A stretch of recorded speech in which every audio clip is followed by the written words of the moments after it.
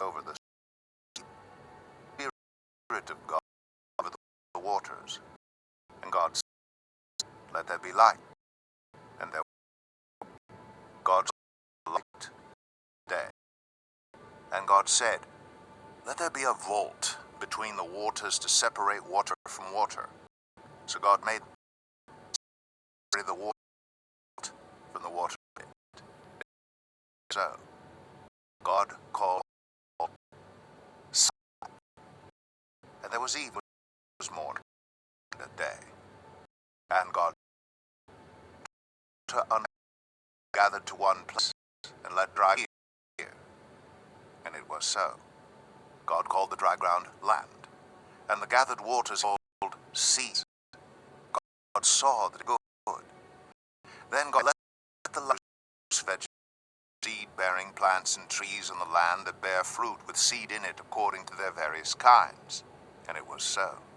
The land produced vegetation, plants bearing seed according to their kinds, and trees bearing fruit with seed in it according to their kinds. And God saw that it was good. And there was evening, and there was morning, the third day. And God said, "Let there be lights in the vault of the sky to separate the day from the night. And let them serve as signs to mark sacred times and days and years. And let them be lights in the vault of the sky to give light on the earth." And it was so. God made two great lights, the greater light to govern the day, and the lesser light to govern the night. He also made the stars. God set them in the vault of the sky to give light on the earth, to govern the day and the night, and to separate light from darkness. And God saw that it was good. And there was evening, and there was morning, the fourth day. And God said, "Let the water teem with living creatures, and let birds fly above the earth across the vault of the sky." So God created the great creatures of the sea and every living thing with which the water teems and that moves about in it, according to their kinds, and every winged bird according to its kind. And God saw that it was good. God blessed them and said, "Be fruitful and increase in number, and fill the water in the seas, and let the birds increase on the earth." And there was evening, and there was morning, the fifth day. And God said, "Let the land produce living creatures, according to their kinds, the livestock, the creatures that move along the ground, and the wild animals, each according to its kind." And it was so. God made the wild animals according to their kinds, the livestock according to their kinds, and all the creatures that move along the ground according to their kinds. And God saw that it was good.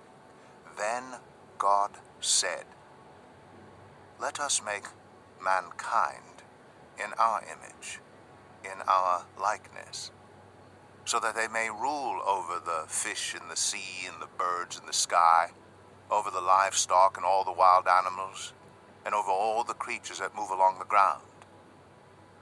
So God created mankind in his own image. In the image of God he created them. Male and female he created them. God blessed them and said to them, "Be fruitful and increase in number, fill the earth and subdue it, rule over the fish in the sea and the birds in the sky, and over every living creature that moves on the ground." Then God said, "I give you every seed-bearing plant on the face of the whole earth, and every tree that has fruit with seed in it. They will be yours for food.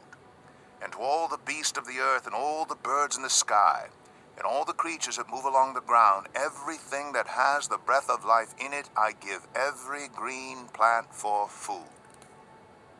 And it was so. God saw all that he had made, and it was very good. And there was evening, and there was morning, the sixth day.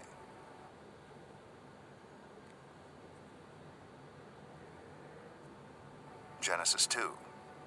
Thus the heavens and the earth were completed in all their vast array.